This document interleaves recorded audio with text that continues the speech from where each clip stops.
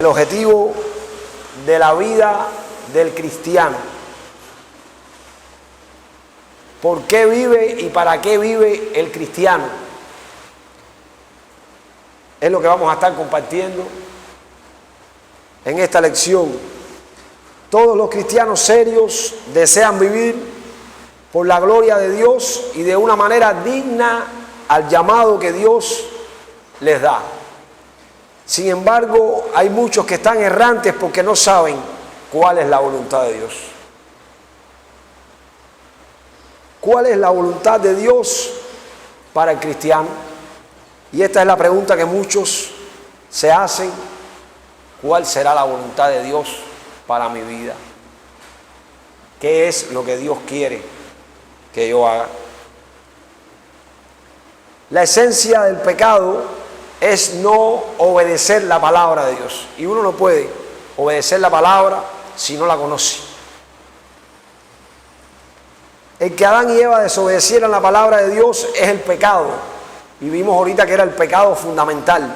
El hecho de desobedecer la palabra de Dios, el hecho de vivir en esta tierra haciendo muchas cosas buenas, aún ayudando a muchos sin relación con la palabra de Dios, es pecado. Puedo haber hecho muchas cosas buenas, pero si no he creído en Jesús como el Cristo, ya ese es el pecado fundamental. Dios le dio a Adán y a Eva el pacto, la palabra, para que ellos obedecieran. Al ellos desobedecer, perdieron el pacto y Dios da un nuevo pacto, el pacto del Mesías, para que ellos obedezcan, para que ellos crean, para que nosotros creamos. Adán y Eva no habían matado, no habían hecho nada malo, solo desobedecieron el pacto de Dios. Dios nos da un nuevo pacto. Por muy bueno que seamos, si no creemos el pacto del Mesías, el pacto que Dios ha dado, entonces ese es el pecado fundamental y lo que trae muchos pecados. El hombre que se separó de Dios por el pecado se olvidó de Dios. En el Salmo 50, 22 dice: ay de los que se han olvidado de Dios. El hombre hoy vive sin Dios.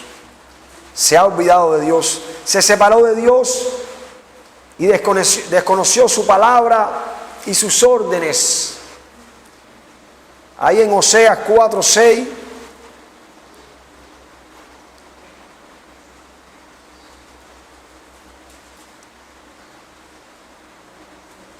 Mi pueblo fue destruido porque le faltó conocimiento. Por cuanto desechaste el conocimiento, yo te echaré del sacerdocio, y porque olvidaste la ley de tu Dios, también yo me olvidaré de tus hijos. Y allá vamos a estudiar mucho, allá vamos a incorporar mucha ciencia, pero el conocimiento que estaba fallando este pueblo era al pacto de Dios, a la palabra de Dios, al pacto del Mesías. El hombre desobedeció y perdió el pacto de obras. Si obedeces, vives. Si desobedeces, mueres. Ahora se le da el pacto del Mesías, donde depende todo de Dios. Es Dios quien da al Mesías para salvar al hombre. El hombre que no conoce acerca de este Mesías perece, aunque tenga muchas cosas buenas.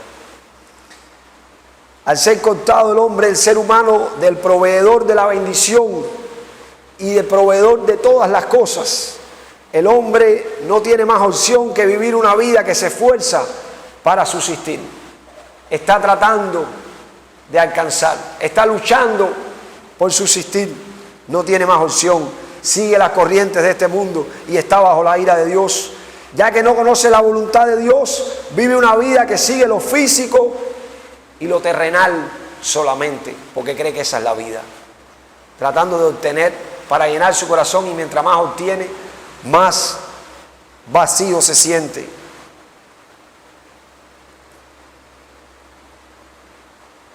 Al final, si no conocemos la palabra y la voluntad de Dios, vivimos una vida sin dirección. Perdemos muchas cosas y al final se vive vacío. Pudieras tener la barriga llena, la casa llena de muebles, pero tú mismo estar vacío. El hombre puede disfrutar de la verdadera felicidad solo al saber el objetivo por el que fue creado, que es obedecer esa voluntad y vivir una vida junto con Dios. El hombre fue hecho para estar junto con Dios. Cuando el hombre estaba con Dios, estaba desnudo, aparentemente no tenía nada, pero estaba con Dios, lo tenía todo. Cuando el hombre se separó de Dios vestido, pero ya no tenía nada. Lo había perdido todo. Dios envió a Cristo y abrió el camino para la salvación. Dios desea que todos sean salvos y lleguen al conocimiento de la verdad. La voluntad de Dios es que el hombre se salve. Hoy explicábamos esto en la mañana. Nosotros no queremos realmente agradar a nadie, solo queremos que las personas se salven, lleguen al conocimiento de la verdad. Y esa es precisamente la voluntad de Dios. En 1 Timoteo, lo vamos a confirmar, 1 Timoteo 2:4, el cual quiere, hablando de Dios, el cual quiere que todos los hombres sean salvos y vengan al conocimiento de la verdad. Esa es la voluntad de Dios.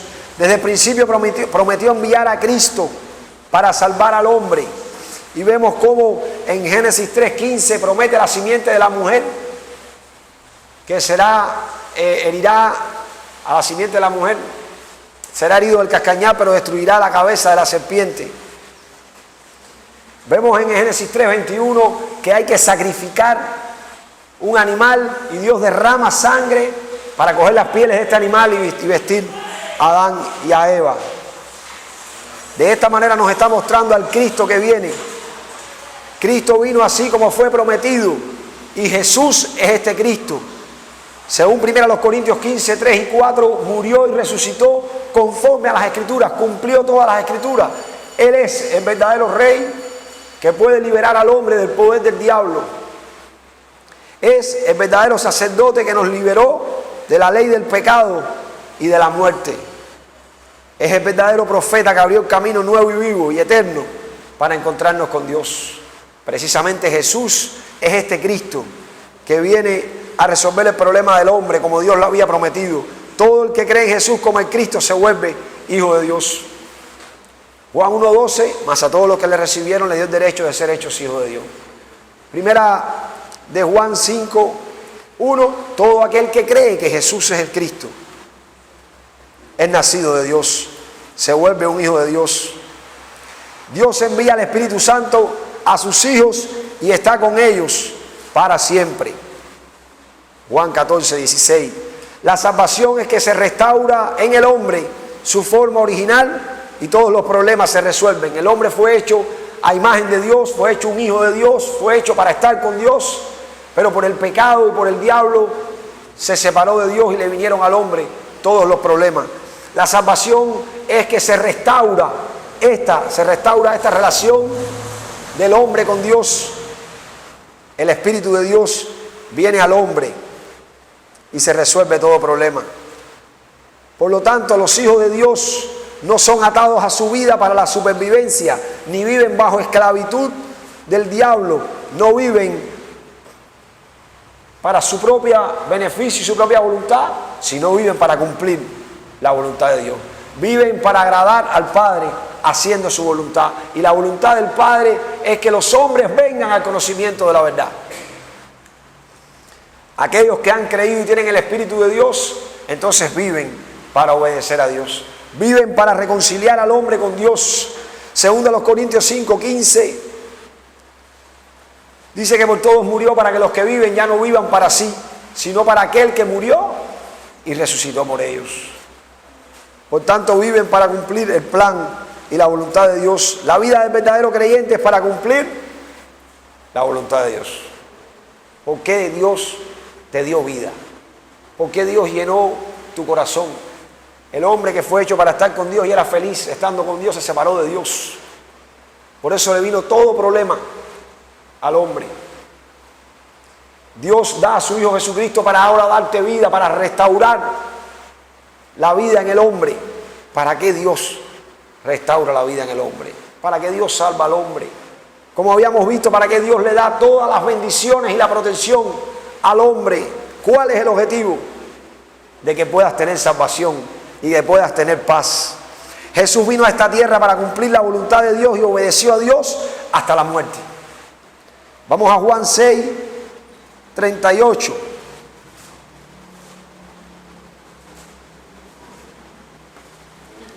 Juan 6, 38.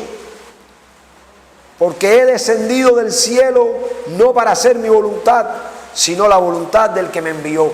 Este es Jesucristo hablando. En Filipenses 2, del 6 al 8, dice que fue obediente y obediente hasta la muerte, y muerte de cruz, no cualquier muerte.